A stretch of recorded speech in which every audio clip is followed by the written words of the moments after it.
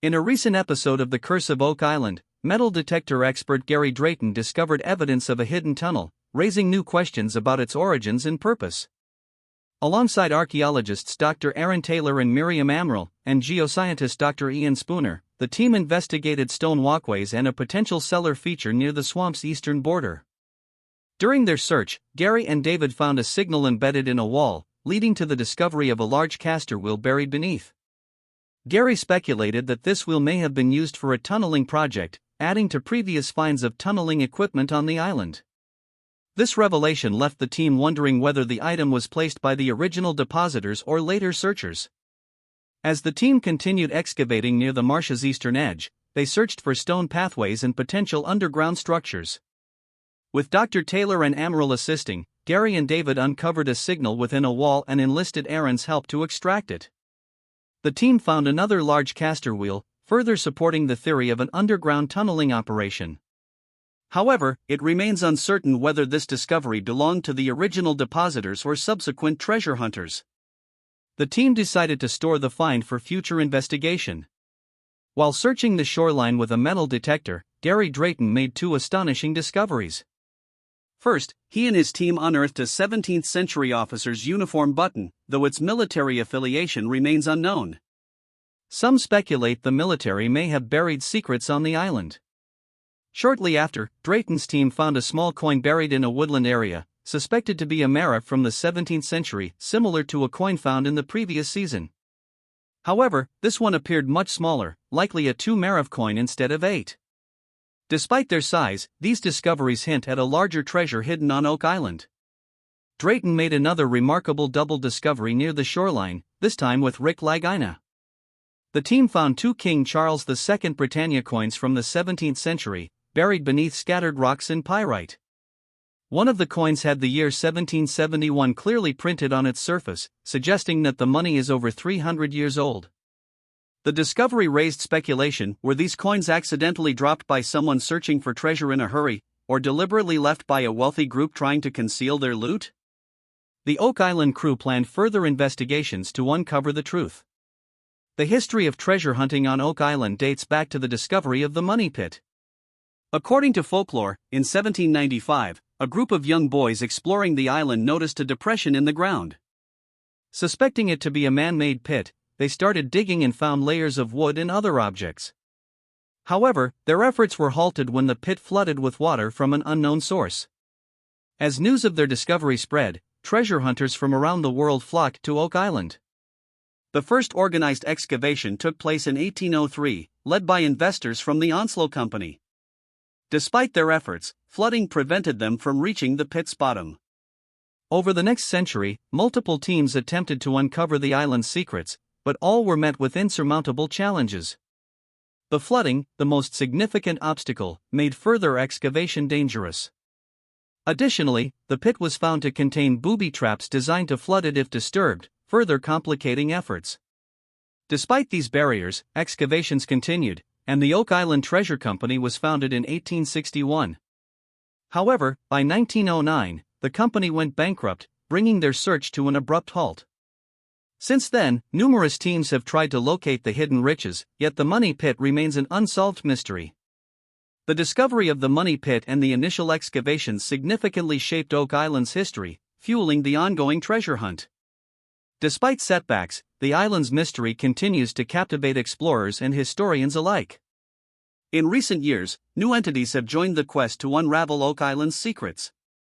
In 2010, the Oak Island Tourism Society was established to preserve the island's history and promote tourism. Meanwhile, the Oak Island Archaeological Society has actively participated in digs and helped raise public awareness about the island's enigmatic past. With every new discovery, the intrigue surrounding Oak Island deepens. For the latest updates and findings, be sure to follow the ongoing search for answers. The Lagina brothers will probably receive the lion's share of the treasure. First of all, their ongoing search of Oak Island is authorized by the Treasure Trove License, which allows licensed treasure hunters to legally keep 90% of any wealth they uncover, according to a government rule. Marty Lagina suggests that if a sizable treasure were found on Oak Island, multiple claimants would likely surface, arguing their right to the treasure's contents based on their residence, ancestry, or other factors. Many people would attempt to claim a share of the fabled riches, but it is impossible to predict who, if anyone, would be successful. The Lagina brothers and the government would both have legitimate rights over at least some share of the treasure, making them two of the most likely recipients. However, it remains uncertain whether such a situation would ever arise. Meanwhile, researchers may have discovered a key clue to the enigma of the money pit. After spending long and exhausting hours searching on Lot 13, just northeast of the marsh, Rick Lagina, Tom Nolan, another landowner on Oak Island, and the rest of the team are preparing for another excavation. They are searching for significant evidence and have found clay that appears out of place. They speculate that it could be blue clay, which holds historical significance. While investigating an unusual rock formation known as the Quadrilateral, Rick Lagina and his team recently uncovered what could be a crucial clue to the money pit mystery.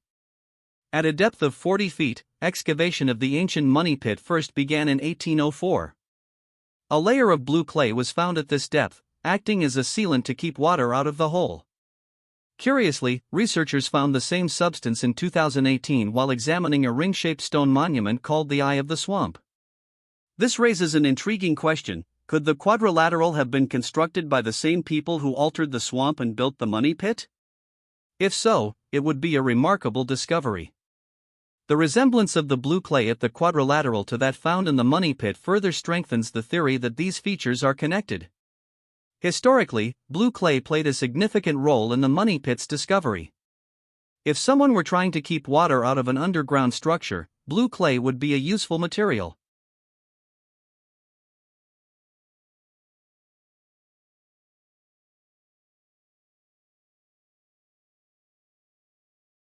Rick Lagina's theory suggests that the presence of blue clay indicates the possible existence of a buried structure.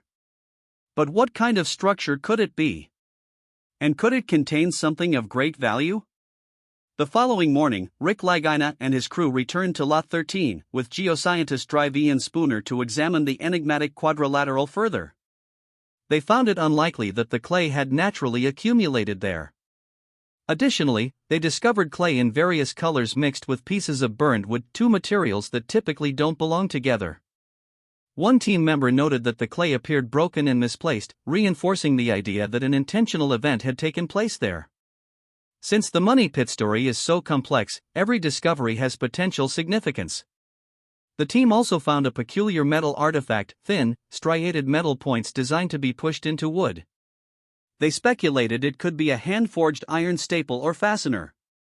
Since the 6th century BC, large metal staples have been commonly used in the construction of both stone and wooden structures. Could this handcrafted metal fastener be more evidence of a hidden structure waiting to be revealed at the quadrilateral site? If so, what kind of structure might it be? Considering that the team has already found blue clay, any discovery predating the original money pit excavation could be considered part of the island's original hidden work.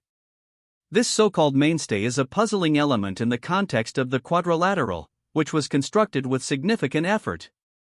To further investigate, blacksmithing specialist Carmen Legg met with Rick and Marty Lagina, Craig Tester, and archaeologist Emma Culligan at the Oak Island Interpretive Center to examine the massive metal staple found the previous day.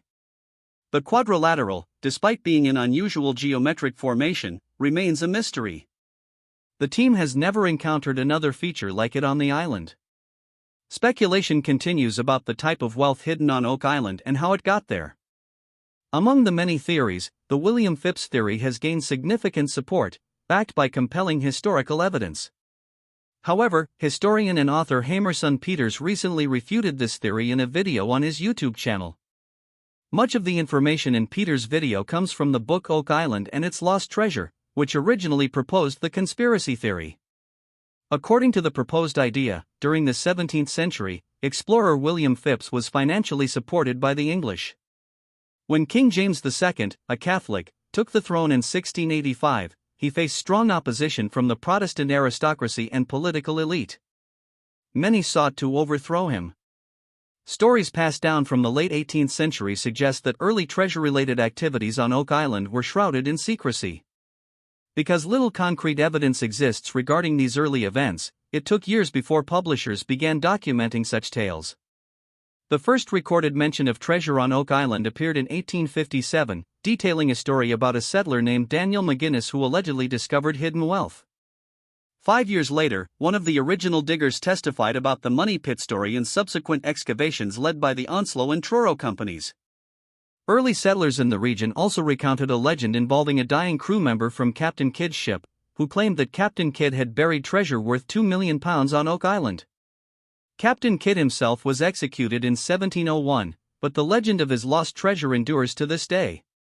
According to the most widely recognized version of the story, Daniel McGinnis came across a dip in the ground in 1799 while searching for a place to build a farm. Believing that the depression aligned with the legend of Captain Kidd's buried treasure, McGinnis sought help from others to dig.